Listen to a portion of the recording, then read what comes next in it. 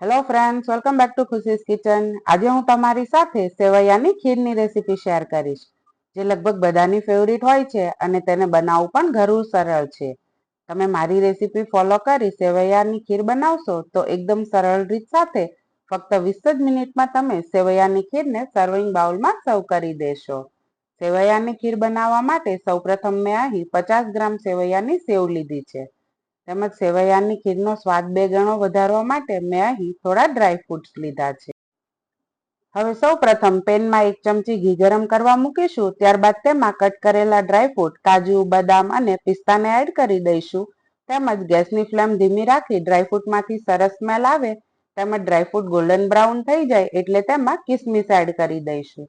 ત્યારબાદ ડ્રાયફ્રૂટ ઘીમાં સરસ રોસ્ટ થઈ જાય એટલે એક પ્લેટમાં ડ્રાયફ્રૂટને અલગ લઈ લઈશું.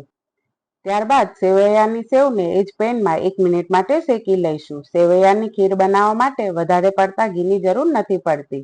તેમજ સેવૈયાની સેવને વધારે પડતી નહીં શેકીએ, નહીં તો તેનો કલર ડાર્ક થઈ જશે. મીડિયમ ફ્લેમ પર જ 1 મિનિટ માટે સેવૈયાની સેવને શેક્યા બાદ તેમાં 1 લીટર ફૂલ મલાઈવાળું તેમજ રૂમ ટેમ્પરેચર પર હોય તેવું દૂધ એડ કરી લઈશું. ત્યારબાદ તેને હળવે હાથે ચલાવતા રહીશું. તેમજ દૂધ 1/3 કપ જેટલું ઓછું થઈ જાય ત્યાં સુધી જો તમે મારી ચેનલને સબસ્ક્રાઇબ નથી કરી તો પહેલા ચેનલને સબસ્ક્રાઇબ કરી બેલ આઇકન પર ક્લિક કરી દેવું, જેથી મારા આવા જ નવા વિડીયોની નોટિફિકેશન તમને સૌથી પહેલા મળે. દૂધ ઉકળીને સરસ ઘાટું થઈ ગયું છે તેમજ દૂધમાં સરસ રીચ ક્રીમનેસ પણ આવી ગઈ છે. હવે તેમાં 1/3 કપ ખાંડ ઉમેરી ખાંડ ઓગળી જાય તેમજ તેનું પાણી પણ બળી જાય ત્યાં સુધી ખીરને કૂક થવા દઈશું.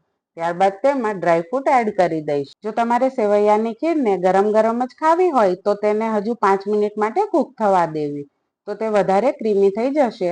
અને જો તમે સેવૈયાની ખીરને ચિલ્ડ કરીને ખાવાનું પસંદ કરતા હો તો ગેસની ફ્લેમ બંધ કરી દો અને કુકિંગ પ્રોસેસ અટકાવી દો, કારણ કે ઠંડુ થયા બાદ સેવૈયાની ખીરમાં એકદમ રીચ ક્રીમનેસ રબડી જેવો ટેસ્ટ આવશે. તો ફ્રેન્ડ્સ, આપણી સેવૈયાની ખીર બનીને તૈયાર છે. સેવૈયાની ખીરને સર્વિંગ બાઉલમાં સર્વ કરી ડ્રાયફ્રૂટથી ગાર્નિશ કરી લઈશું. કોઈ મહેમાન અચાનક આવી જાય કે પછી કંઈક ગળ્યું ખાવાનું મન થાય તો ફ્રેન્ડ્સ, સરળ રીત અને ફક્ત 20 જ મિનિટમાં બનીને તૈયાર થઈ જતી સેવૈયાની ખીર એકવાર મારી રેસીપીથી ઘરે જરૂરથી ટ્રાય કરજો. તેમજ જો તમને મારી રેસીપી પસંદ આવી હોય તો વિડીયોને લાઇક, શેર કરી કોમેન્ટમાં તમારો અભિપ્રાય જરૂરથી જણાવજો.